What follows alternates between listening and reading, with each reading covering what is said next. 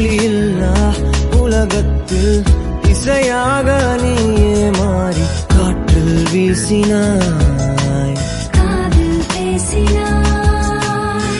மொழியில்லா மௌனத்தில் விழியாலே வார்த்தை கோர்த்து கண்ணால் பேசினாய், கண்ணால் பேசினாய்.